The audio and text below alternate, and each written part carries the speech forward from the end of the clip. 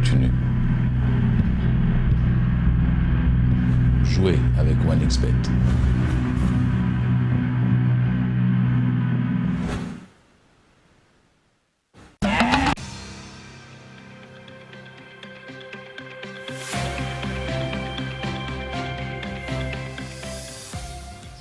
Mesdames et messieurs, chers amis sportifs amoureux du ballon rond, bonsoir. L'Euro sur le groupe Futur Média sur la TFM, sur RFM, yéen a ngi koy dund bu baax a baax ñu ànd ak yéen avant les matchs.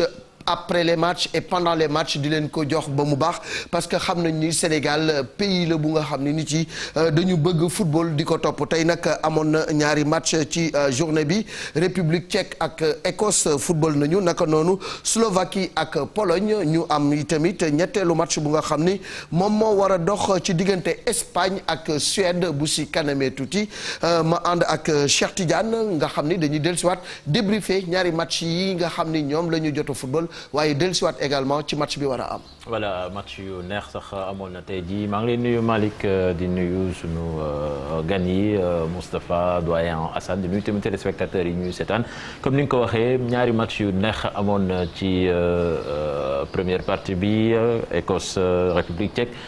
daanaka bokk ci match yi gën a am solo sax si fi jot a jàll ñu ngi ci bii boo xamee ni jàpp na ni moo dàqagum ci euro bi ak tamit match bi ci tegu Pologne Slovaquie ñu doon xaar Lewandowski mais finalement gisuñu ko.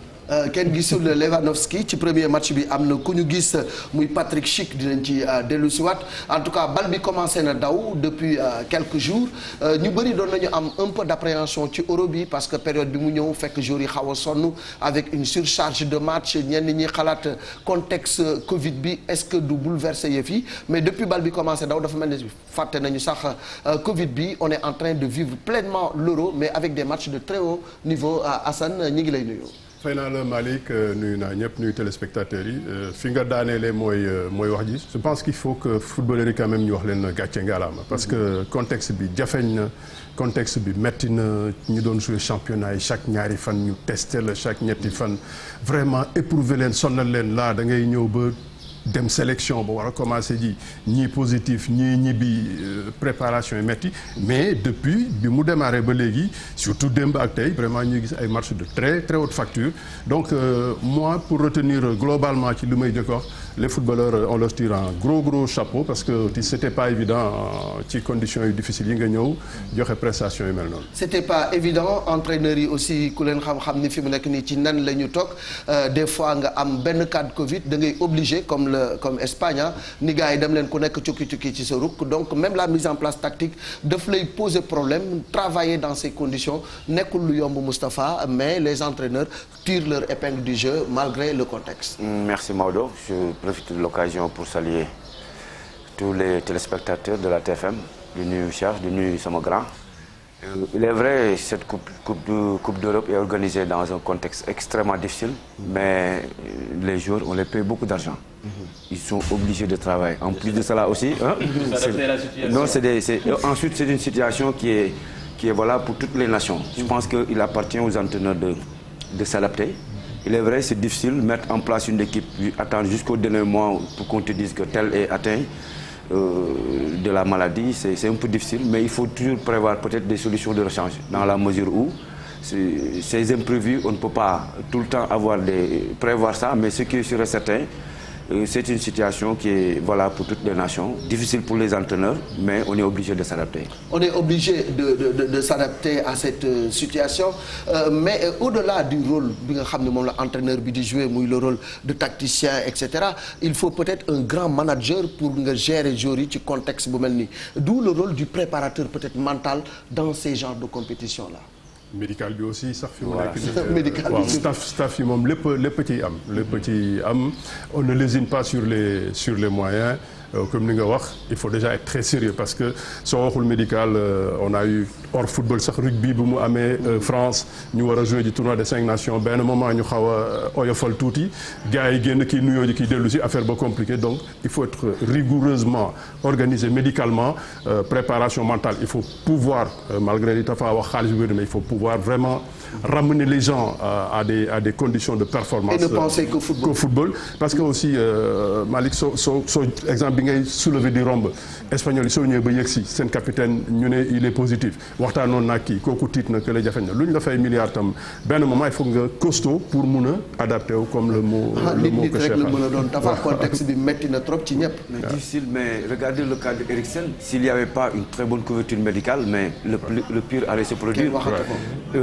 Dans une équipe, je pense que le staff médical joue un rôle de stabilisateur, joue un rôle il sécurise en quelque sorte. Je pense que très souvent, moi, au niveau de mon club, je dis à mon médical, les gosses peuvent pouvoir vous expliquer, vous dire des choses qu'ils auraient peut-être le complexe de venir nous dire.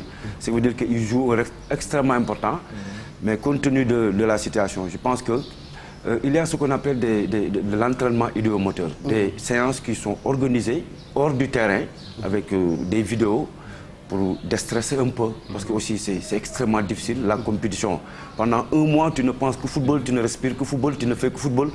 Parfois, il faut enlever un peu le stress et être un peu jovial. Quand même, le doyen Assane di wax aussi, c'est tellement vrai que Eriksen li ko dal bi ma ko dalee démb côté Pays-Bas en certain Daley Blind dafa ragaloon dugg ci terrain bi football parce que moom dafa am ay problèmes cardiaques. Pour vous dire que problème santé yi tamit des fois ay nit lañu quoi. dañ koy yëg. mais le réflexe du joueur du capitaine dafa am solo parce que tey au-delà du footballeur on forme même nit yu nga xam ne tey dañ leen di wax ne bu lii amee réaction bi ngeen war a am même les gestes de premier secours joueur bi daf ko war a xam parce que bu dul woon intervention ba peut-être musiba am na heure bi. Malick sa wax jooju day yóbbu nit ñi feneen fu gën a sori. xam nga au niveau ak football maintenant football doole bi mu am ci àdduna. dafa war a tax yow buñ la ci ubbilee bunt. amoo droit dugg ci football ne man damay yem rek ci ku mun a dóor bal. non rek il faut nga nekk nit. il faut nga nekk koo xam ne bu subaa boo waxee àdduna déglu la bu subaa loo def parce que y a peut-être Tafa du ma bàyyi ma y a luy expliquer par exemple les footballeurs professionnels seen staff seen encadrement mais lu nekk daf fi am. da ngay uti ji sax professeur pour sax dëkk ba nga nekk nga jàngi ji langue bi. sooy exprimer wu nga wax lu nit mun a dégg gannaaw loolu xam nga ne boo ñibbisee sa dëkk. tey man su ma góorgóorlu woon joué Barcelone mais su ma ñibbisee bu ma demee ci séeréer yi Marloj dañ may nekkaay wax ñu lan la àdduna wax. ndeysaan su ma ko jàngul fan laa koy effectivement alors le premier match République tchèque ba Écosse wala bokk Écosse wala République tchèque mu door Écosse 2-0. Alors ñu bëri nee nañu surprise la parce que au départ c'est vrai que ñu bëri tey dañu jàppoon ni Écosse moom mooy favori mais on va voir ce qui s'est passé et il y a un homme qui s'est illustré dans ce match.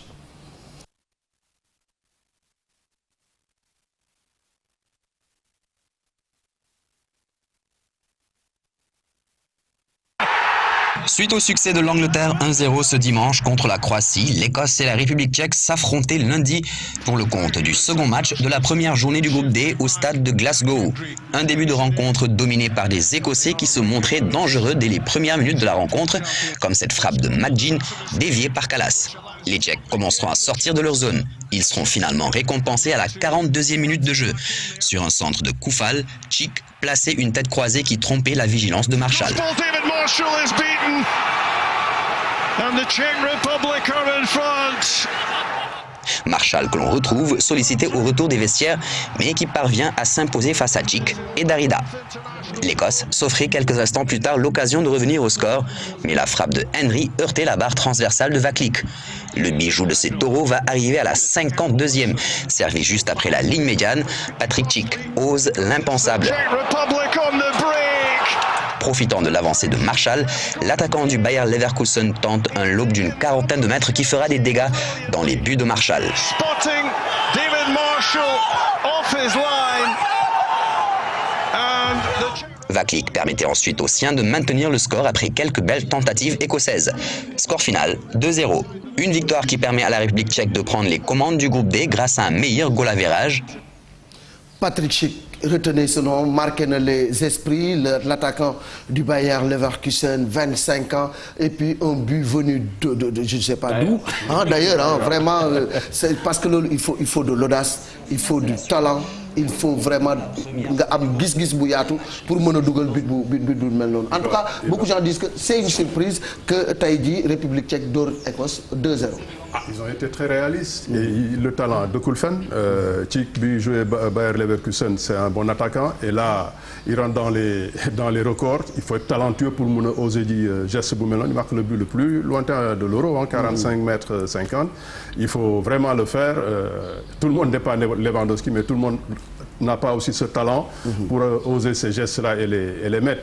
Donc les Écossais, ils vont s'en prendre quand même. Et sur le match, si tu regardes bien, il a le hat-trick tout donné sur un troisième but qui peut marquer du gauche. soo ko gëmee am talent bi moom voilà. En plus ce Tchik talent la boo xamee ni je pense qu'il y a 3 ou 4 ans révélé au niveau de l'AS Roma. Roma dafa abale woon Leipzig après mu dem Leverkusen bon ñun jaaxaloon nañu sax parce que on voyait beaucoup de talent en lui. yaakaaroon ne dina imposer wu foofu. mais finalement ça ne s'est pas fait. mais yaa ngi wax surprise mais République tchèque tamit xam nga seen histoire à Coupe d'Europe dafa xaw a doy waar équipe bu surprenante la déjà. ba pare nag yàgg andi ay talent yu feeñ ci compétition yu mel nii. rappelé de Karel Poborski Milan Baros am na keneen. tamit Pavel Nedved quand même équipe la boo xam ne dafa yàgg génne ay talent yu mel nii moo tax Coupe d'Europe heure bu ñu ñëwee daal seetaan leen parce que ils sont capables de jouer les troubles faits. vraiment match la bu nga xam ne sur le plan collectif c'est vrai sur le plan tactique gis nañu disposition yu am solo mais comme li ñuy wax rek football dafa am lu ñu tuddee tey rupture individuelle mooy joueur bu nga xam ne day jël responsabilité boppam ci yenn situation yi pour dugal yenn but yi parce que lii boo osé wul amoo talent ba fàttali la entraîneur bi waxoon doo dugal but yu mel nii. Maodo gis nga boo xoolee début compétition ba léegi les entraîneurs ont compris que une bonne équipe d'abord c'est une bonne défense. c'est-à-dire que sàmm kër gi ba nga xam ne doo encaisser. c'est un défenseur qui parle. autant les gens. ku mu doon daj. la libéro bu tàng la woon. boo amee Tafa Seck ba mu jël 16 millimètres yi ba dóor ko ci kii bi. les attaquants ne dormaient pas la veille. ok. la leen Babacar Mbaye. donc autant je disais que. les entraîneurs ont compris maintenant qu'il faudra asseoir une bonne assise défensive jéem a dugal benn but pour gagner match bi. parce que. c'est une surprise certes mais avoir peut-être l'histoire de ces deux nations-là mën nga wax surprise mais les nations progressent. progressent à telle enseigne que déjà sur ce but-là but bu am ñam la. waaw il y a beaucoup de choses. balaa di dugalaat le joueur il a osé. il y a eu une vitesse gestuelle. il y a eu de la précision. mais il y a aussi de la vitesse de perception. dans la mesure où. et même le coup d'œil pour voir la position. mooy vitesse de perception du gardien. mooy perception bi parce que le fait que mu siggi xool góol bi fi mu taxaw. xam ne lii mu lobe ko ça il faut avoir de la qualité il faut oser pour pouvoir marquer ça. et puis wóolu sa dóorukaay tamit. gis nga entraîneurs yi dañu am ay joueurs yu maladroits ba nga xam ni. presque attaques yi dañuy fexe nu ballon bi dugg ci surface bi ñu ëpp ci surface de réparation bi mais parce que avant les gens déclenchaient des tirs de loin regardez les Allemands. ils faisaient des tirs à mi-distance. di nax góol yi mais sur ce but je pense que ça c'est l'effet de surprise qui a prévalu. et c'est important en tout cas Patrick Schick comme ni ko Cheikh waxee ñu bëri xëy na peut-être sénégalais yi wala ñenn ñi nga xam ne du ñu suivre le football du ñu ko xam bu baax mais cet attaquant de Leverkusen il est percutant et ça depuis la petite catégorie. depuis petite catégorie il a eu une progression constante bi muy def U17 am na benn quadruplé bi muy dugal bu muy def U20 dugal na benn triplé donc tey jii si dynamique boobu presque ci la nekk. c'est un buteur patenté. Il n'est pas né de la dernière pluie. il n'est pas né de la dernière pluie il va avancer ragal naa aussi nag un peu ci match bi aussi que Écossais yi ils sont partis un peu la fleur au fusil di xalaat ñoom seen prochain match bi war a résumer seen Euro mais balaa ngay jouer ji keneen da ngay jouer ce match bi nga. je pense que c'est l'occasion de Robertson à la demi-heure latéral de Liverpool. Ils ont joué un tout petit peu aérien la preuve le gardien il est à combien de mètres pour faire une course pour retourner. Quand tu joues contre des talents comme ni Moustapha wax déjà il faut être rigoureux respectueux une bonne organisation défensive bu solide ba nga xam ne mën nga voir venir après nag ñu jouer ji leneen quoi. sur le match qu'ils font aujourd'hui ils vont faire un super meilleur match contre les Anglais parce que ñoom def nañu seen àdduna yëpp foofu lañ koy jouer. booy derby bi. waaw mais balaa ngeen dem ci derby da ngay assurer fii ba pare. mais li wóorul mooy. gis nga en terme de compétition bi daf ci am solo. tey la gagné je le disais la fois passée même sooy perdre sax. waaw da nga perdre ak score bu étriqué 1-0. parce que mën nga bokk ci meilleur troisième. mais quand tu débutes par une défaite. là tu compliques ta situation. en tout cas douche écossaise pour l'Écosse République tchèque dóor na leen 2-0 Patrick Schick vraiment il a été chic dans ce match-là un but phénoménal venu d'ailleurs en tout cas balaa nit di dugal but bu ko dàq si Euro bi en tout cas il faut peut-être chercher un génie quelque part pour marquer un but aussi joli et aussi audacieux en tout cas République tchèque def nañu pas bu am solo parce que déjà dès ce premier match nga gagné c'est déjà bien maintenant pour le reste de la compétition peut-être ce ñaari match boo ci glané benn victoire wala nga am ci ñaari résultat nul c'est clair que di nga qualifier en tout cas c'est très bon pour le moral de débuter ces genres de compétition là par une victoire déjà c'est bien alors am na aussi beneen match muy diggante ñi nga xam ni moo di Slovaquie ak Portugal ak Pologne je veux dire là également surprise parce que beaucoup de gens auraient misé sur la Pologne mais la Slovaquie ñëw na gagné leen sur le plan tactique aussi on a vu ñaari dispositifs yu nga xam ne Tafa xaw na peut-être waroo tuuti parce que boo xoolee Slovaquie dañu def 4-3 4-2-3-1 la Pologne joue en 3-1-4-2 donc mu mel ni tacticiens yi ñu ngi génn ay schéma yu xaw a doy waar. gis nga nag boo xoolee pratiquement beaucoup de nations ci compétition bi mu commencé ba léegi dès que l'équipe perd le ballon c'est-à-dire que li ñuy wax transition offensive défensive gaaw ñibbisiwaat resserrer le bloc yi xam nga am na ci boo amee 4 défenseurs. Espace bi am entre 2 défenseurs léegi équipe entraîneur yi dañuy wax beneen joueur mu ñëw bokk ci biir pour ñu nekk 5 nga xam ne dañuy am une occupation rationnelle ci largeur bi. c'est-à-dire que bala ngaa romb ci benn couloir di nga fa fekk kenn. et plus maintenant les équipes qui pratiquent la défense de zone nga xam ne yow c'est le joueur qui est devant toi qui t'intéresse. bu mu romb couloir bi nga nekk. Ce qui veut dire qu'ils mettent en place une très bonne organisation défensive. Moi, j'ai vu l'équipe slovaque. À un moment donné, dès que le ballon était perdu, ils étaient 5 derrière, le gardien qui couvrait, plus maintenant 2 milieux de terrain et 3 attaquants qui basculaient côté ballon. Ce qui veut dire qu'à chaque fois qu'ils récupèrent le ballon, ils se projetaient vers l'avant. Tu sais, aussi, beau jeu équipe qui attaquer, chaque fois que tu as le ballon, pang pang mouniou. Avancer dugg cette zone là il va falloir que tu surveilles encore les bases arrière. Un match n'est jamais gagné d'avance et tey loolu tey ñi nga xam ne ñoo di Slovaquie wane nañ ko seen diggante ak Pologne. mais Pologne mënul wax sax di. te Pologne pourtant benn instant ñoom ñoo gën a téye bal bi. mais Slovaque ont été plus réalistes. soo xalaatee histoire bi Malick nga dem ci ginnaaw. Pologne match d'ouverture wala entame de compétition ñoom dafa war a nekk sa benn syndrome boo xam dafa leen di tiital pour ñu mun a xam ne ils gagnent jamais un match. Le Sénégal en a profité. ñun xam nañ ci dara. contre le Sénégal. je pense que l'observation a été déterminante dans la mesure où on avait toutes les informations. sur la Pologne à telle enseigne que pratiquement boo xoolee suñu carré magique bi amoon foofu au niveau de l'axe central. c'était difficile pour que ay level. ñoom suñu match bi dañ cey jàng parce que tey ki ñëpp doon xaar. moom kenn gis ko Lewandowski. waaw mais loolu je pense que xëy na entraîneurs yeeg tacticiens ñooy gën a qualifié dafa am benn syndrome bu compliqué parce que tam am benn aura bi ñëw bugg a weccee parce que damay jël benn exemple boo xam naa bu subaa dinañ ma dóor pendant des années par exemple la Côte d'Ivoire a eu benn syndrome Lewandowski ak Drogba chaque fois qu'ils reviennent Lewandowski à la base c'est un finisseur Moustapha Lewandowski daf ko yeggali mais sur ce match je l'ai vu jóge ci presque 30 mètres am di yéegal ballon di ko jouer ji pour mun a yegsi à quel moment lay yegsi pour mun a finir donc syndrome boobu ma doon wax ngeen xaw ma dagg il fallait que Pologne balaa ñuy départ ñu ne mais attends ñun li ñuy dal toujours en match d'ouverture il faut que tey ñu xoolaat suñu bopp et tout en plus il est orphelin de Milik il est orphelin d'autres partenaires Chesney soo demee ci ay stata moom tamit malheur day dugal contre camp lu bëre koy dal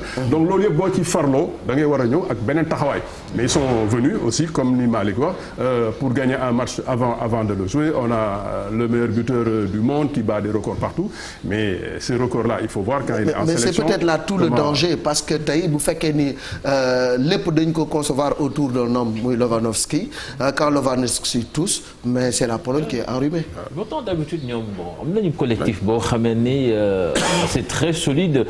Lewandowski c'est l'avant-centre. Il a besoin de bons ballons pour yeggali gis nañu sax sànq am na fi benn balle d'égalisation boo xamee ne am nañ ko fa moom moo ko remiser waa ji dóor à côté. Bon, je pense que si on avait inversé les rôles que ça allait être la balle d'égalisation mais malheureusement comme ni ñu ko waxee aussi il est facile à pas facile à surveiller mais c'est plus facile de surveiller un joueur que trois comme ni ko doyen waxee absence Milik tamit day jouer ci poids attaque bu Pologne mais Slovaquie tamit comme ni ñu ko waxee c'est des Européens de l'Est. Oui. Europe de l'Est. lu nekk mënoon na am aussi. Et puis bon l'expulsion de Krychowiak quand même a joué. bi ñu nekkee à 10 nu mu tuddati Slovaquie dugal deuxième but bi en plus boobu aussi quand même c'est un but exceptionnel. Le défenseur central Skriniar on n'attendait pas de lui mu def geste bu mel nii quand même. Ce sont les règles du jeu qui sont définies avant le jeu même. xam nga aussi bon quand vous mettez en place une équipe nga asseoir tout sur un seul joueur si ce joueur-là ne fonctionne pas l'équipe est complètement cramée parce que li wér te wér mooy les gens ku mel ni Lewandowski quand vous rencontrez la Pologne doo ko bàyyi mu nooyi c'est-à-dire que chaque fois qu'il a le ballon il y a un marquage sérieux sur lui maintenant s'il n'y a pas d'autres dans l'équipe qui pourraient le suppléer là ça va être difficile. Ça va être difficile en tout cas les Slovaques entrent bien dans la compétition Polonais yi il faut ñu jógaat pour mën a dellusiwaat ci compétition bi dañuy daal di ñëw nag ci match bi nga xam ni moom la ñu dëgmal tout à l'heure à 19h mu war a dox également ci diggante ñaari équipe yu nga xam ni ñu ngi leen di xaar muy Suède ak Espagne Marcel def na benn gëstu sur le match à venir après ñu ñëw ci terrain bi xool les projections pour ce succulent Suède-Espagne. Dans ce match-là mais également on attend les Suédois parce que l'Espagne ku nekk xam na ne Sergio Busquets ak cas de Covid bi si amoon ak entraînement yi ni nga xam ni mujj nañu ko doxalee ku nekk sa ruq di entraîner loolu xaw na leen handicapé tuuti ñi nga xam ni également ñoom ñooy la Suède on attendait la superstar Zlatan Ibrahimovic qui malheureusement a été blessé bokkul ci compétition bi paramètres yëpp bu ñu ko jëlee mën na am tuuti perturbation mais quand même Espagne Suède match bu neex la ñuy xaar. forcément tout match boobu jaay na boppam mais ñaari paramètres man ak sama fit bu dëgër je pense que Suède war nañ mun wax alhamdulilah bi Zlatan ñëwul doon na metti seen yëpp leneen lii réalisateur baa ngi ñuy wanaat image u Luis Enrique Cheikh mu ngi koy wax en off léegi dafa dëgër bopp. ñeme xëccoo 2018 ils ont eu des difficultés les Espagnols à 2 jours du mondial ngeen changé entraîneur parce que ka mu nekkaloon def nañu nii ak lële là waxu ko mais il est en train de faire une transition en douceur il veut faire partie une génération ci reportage bi le gars nous parle de l'Espagne sans un joueur du Real de Madrid xam naa ne Espagne bi daal lu wóor mooy on va les chercher dans le flou balaa ñu ciy xam dara man loolu laa gën a gis. alors Suède aussi ñoom ils sont un peu tranquilles parce que ils ont un entraîneur qui est là-bas depuis un certain temps qui est en train de faire un travail remarquable Jordan Anderson 26 victoires pour 17 défaites qui a un groupe qu'il connaît très bien. Oui. Mais face à l'Espagne quand même c'est une autre paire de manches. Nous allons voir un match où une équipe qui aime garder le ballon. Mais devant cette équipe aussi il y aura une autre équipe qui fait partie des équipes qui illustrent le mieux cette défense de zone. Gis nga les Suédois dafa mel ni dañuy tracer terrain bi par case ak par couloir. Je pense que si vous vous rappelez très bien bi ñuy tase ak ñoom ci coupe du monde bi suñu instinct joueurs yi ñooñu ci génne. parce que boo xoolee ku mel ni El Hadji Diouf ku mel ni Henri Camara. ñooñu génn ci loolu c'est-à-dire que par moment du ay calcul logique yoo def. Maintenant une équipe comme l'Espagne nga xam dañu bëgg di tripoter donc s'il y a devant cette équipe une bonne assise défensive je pense que plus maintenant le fait que les Suédois c'est des joueurs qui manient bien le ballon. Ouais. On devrait assister à un bon match. Pronostic. Tout peut arriver. Tout peut arriver. Moi, je vais mettre 50-50. Non, je pense que Espagne quand même dinañ dem ak benn avantage bu ndaw déjà am na lu ñu waxul sax ci li ñuy wax yëpp ils jouent à peu près chez eux. ci terrain boobu tase nañ fa ak Suède ñoom bokkoon nañu poule. gagné nañ leen nul ak ñoom ñoo leen xaw a këf mais li pression bi mu ngi ci ñoom parce que Luis Enrique gaa ngi koy xaar ci mbedd bi. ñu ngi koy xaar ci mbedd bi. l'Espagne parce que déjà attaque bi si Morata fonctionne quand même ça devrait le faire parce que ñeneen ni Dani Olmo ak Ferran Torres yi nga xam ne ñoo ko nar a gunge. quand même c'est des faux follets. milieu terrain bi on aura Pedri du Barça moom mooy gérer animation bi Koke ak tamit Fabian Ruiz. Ça joue au football quand même. Il faudra surveiller Isaac Alexander de l'autre côté le nouveau Zlatan. mais espagnol xam nañ ko nag waa Real Sociedad la je pense que toute l'année bi yëpp seetaan nañ ko xam nañ nu mu mëne et espace la bëgg quand même je pense que. En tout cas on verra de toute façon pour le débrief on verra qui va gagner parce que Mame Fatou sera là avec cette équipe d'experts ce sera à 21h pour débriefer ce match ñuy jaajëfal Jumia 1xBet Orange ñi nga xam ni ñoom ñoo ñuy gunge ak fromage l'écran ñoom ñëpp ñëw nañu ñuy woowaat yeneen sponsors yi pour ñu accompagner ñu ci euro bi donc dañuy daal di rek delloo antenne bi di gërëm Da Silva ak tamit ñi nga xam ni yëpp ñoom ñoo jàpp ci liggéey bi ba nga xam ni egsi na fi mu egsi ni Pierre Da Silva ak suma copain le preneur de son donc ñu ngi leen di nuyu di leen gërëm bu baax Abdourahmane mon cher ami merci d'avoir suivi et à très bientôt sur les antennes de la TFM.